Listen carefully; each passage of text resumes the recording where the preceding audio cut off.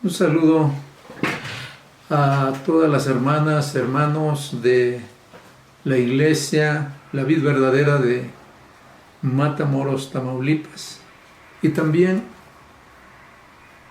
un saludo y bendiciones a la Iglesia de La Vid Verdadera de Toluca. Vamos el día de hoy y en este momento vamos a hablar sobre la palabra de Dios y un tema que le he titulado El único remedio. Para ello necesitamos abrir nuestra Biblia en el libro de San Juan o Juan, capítulo 3, versículo 14 y 15. Y dice así,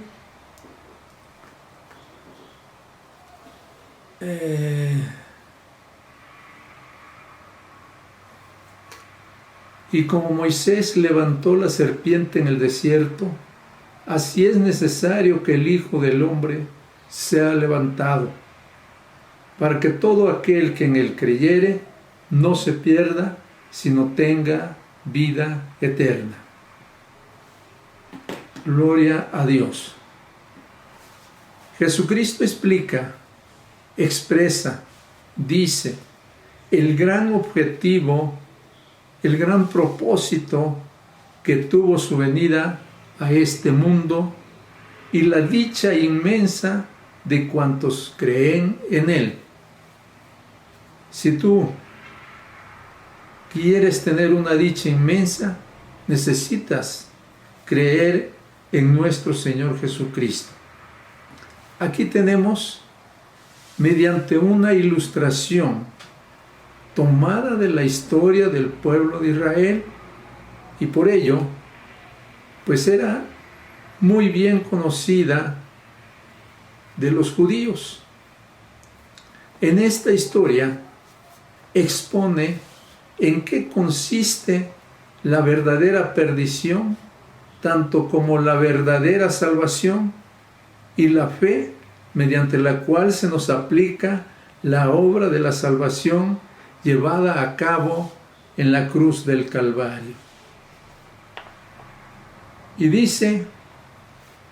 les dice a sus discípulos, a los que estaban ahí con él en ese momento, y como Moisés levantó la serpiente en el desierto, así también tiene que ser levantado el Hijo de Dios, el Hijo del Hombre.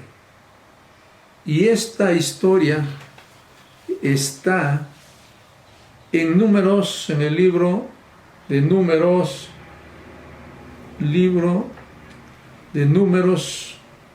capítulo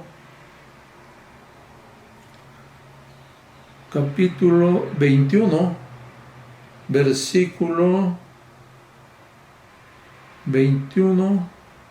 versículo 5. En adelante hasta el 9. Dice así: y habló el pueblo contra Dios y Moisés: ¿por qué nos hiciste subir de Egipto para que muramos en este desierto? Que ni hay pan ni agua, y nuestra alma tiene fastidio de este pan tan liviano. Versículo 6. Y Jehová envió entre el pueblo serpientes ardientes que mordían al pueblo, y murió mucho pueblo de Israel. Entonces el pueblo vino a Moisés y dijeron: pecado hemos por haber hablado contra Jehová y contra ti. Ruega a Jehová que quite de nosotros estas serpientes. Y Moisés oró por el pueblo. Y Jehová dijo a Moisés: hazte una serpiente ardiente y ponla sobre la bandera, y será que cualquiera que fuere mordido y mirare a ella, vivirá. Y Moisés hizo una serpiente de metal y púsola sobre la bandera, y fue que cuando alguna serpiente mordía a alguno, miraba a la serpiente de metal y vivía. Esta es la historia que nuestro Señor Jesucristo les estaba explicando a los discípulos. Con el simple hecho de ver a esa serpiente que Moisés puso en el asta, y cuando una persona había sido mordido por una serpiente, al voltear a ver, no moría, sanaba, ¿sí? Para ese pueblo, ese era el medicamento, ese era el remedio, voltear a ver a la serpiente, ¿sí?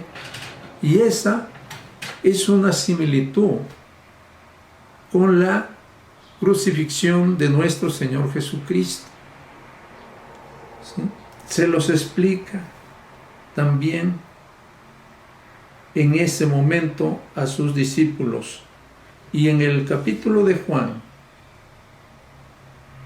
de San Juan, en el libro de San Juan capítulo 8, mira lo que dice la palabra de Dios, en el 8 capítulo 28, en el 28, Juan,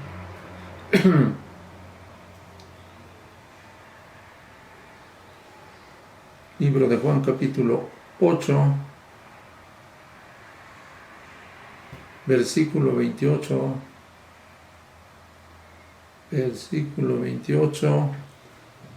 dice así: díjoles pues Jesús: cuando levantareis al Hijo del Hombre, entonces entenderéis que yo soy,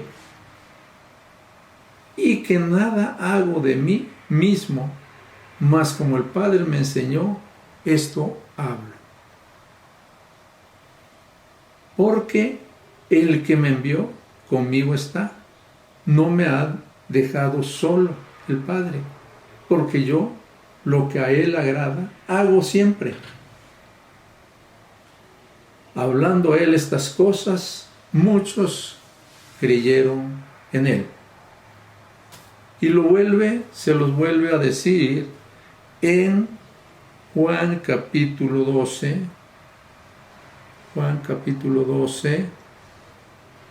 más adelantito, Juan capítulo 12, versículo 32 al 36, y dice: y yo, si fuere levantado, eso es, mi hermano, la gente no lo entendía, sus discípulos no le entendían qué significaba eso de ser levantado, ¿sí? Y yo, si fuere levantado de la tierra, o sea, si fuere crucificado, a todos traeré a mí mismo, ¿sí? En aquel tiempo mucha gente no lo entendió y hoy en día también no lo entiende. ¿Qué significa eso, mi hermano? Cuando tú aceptas a Jesucristo en tu corazón, en tu alma, en tu espíritu, pasas a formar parte de su cuerpo. Por eso dice que iba a traer a sí mismo. En el 33. Y esto decía dando a entender de qué muerte había de morir. Porque en aquel entonces la pena capital pues era la crucifixión. Respondiéndole la gente: nosotros hemos oído de la ley, que el Cristo permanece para siempre. ¿Cómo pues dices tú, conviene que el Hijo del Hombre sea levantado? ¿Qué es ese Hijo del Hombre? Con estas preguntas, mi hermana, mi hermano, nos damos cuenta, nos enteramos de que no le entendieron a nuestro Señor Jesucristo. Entonces Jesús les dice: aún por un poco estará la luz, ¿sí?, entre vosotros. O sea, que Él es la luz, nuestro Señor Jesucristo es la luz. Y si en ese momento estaba ahí, aún por un poco estará la luz, les decía, entre ustedes. Andad entre tanto que tenéis luz, ¿sí? Entre tanto que tenéis luz, andad con Él, acercarse a Él, hacer lo que Él estaba haciendo, pero la gente no lo entendió y hoy en día tampoco. Porque no os sorprendan las tinieblas, porque el que anda en tinieblas no sabe a dónde va. ¿Sí? Yo no sé, mi hermano, si tú no has andado de noche, cuando está completamente oscuro no se ve para dónde va uno caminando. Y en donde vas caminando puede estar una piedra de tropiezas, puede estar una barda y te tropiezas, o puede estar un perro bravo y te muerde, o puede estar un hoyo y te vas dentro del hoyo. ¿Sí? Entonces no sabes para dónde caminas, no sabes para dónde vas cuando se anda en la oscuridad, cuando se anda en tinieblas. La gente no sabe para dónde va. Entre tanto que tenéis la luz, creed en la luz. Entre tanto que estaba ahí nuestro Señor Jesucristo, les decía que creyeran en Él, para que seáis hijos de luz, ¿sí? Para que seamos hijos de Dios, tenemos que cumplir un requisito. No es tan fácil porque todos pueden decir que son hijos de Dios. Y no todos. Todos somos creación de Dios. Todos somos criaturas de Dios. Pero no todos somos hijos de Dios porque hay un requisito. ¿Sí? Que dice terminamos este versículo y buscamos donde dice que en San Juan 1:12, me parece, ahí dice, ahí están los requisitos que debemos de cumplir para ser hijos de Dios. Estas cosas habló Jesús y fuese y escondióse de ellos. ¿Por qué? Porque mi hermano varias veces lo apedrearon porque no le entendieron, no le creyeron ni le entendieron. ¿Sí? Ahora, vemos pues que Cristo vino a sanarnos de la misma manera que los hijos de Israel, que habían sido mordidos por las serpientes venenosas, eran sanados y librados de la muerte mediante una mirada a la serpiente de bronce. Fíjate, la culpa del pecado es como la mordedura de una serpiente venenosa. El poder corruptor del pecado es ese veneno que se difunde por todo el cuerpo del pecador. Las maldiciones de la ley son como feroces serpientes, pues todas esas son señales de la ira de Dios. ¿Por qué? Porque en la ley nos dice, mi hermano, qué es lo que tenemos que hacer. Ahí nos dice qué es lo que tenemos que hacer para recibir bendiciones. Y aquel que no cumple eso, pues que va a traer maldiciones. ¿Sí? En el episodio que se nos narra en Números capítulo 21, del 5 al 9, esto se compara con Jesús, es una similitud. ¿Sí? El creer es como mirar a la cruz. El creer en nuestro Señor Jesucristo y aceptarlo en tu corazón, en tu alma, en tu espíritu, pero el corazón del alma, ¿sí? Creer es como mirar a la cruz con toda el alma, con todo nuestro corazón, con plena confianza en aquel que fue levantado en el Calvario, a fin de que todo aquel que cree en Él no perezca, no se pierda, sino que tenga vida eterna.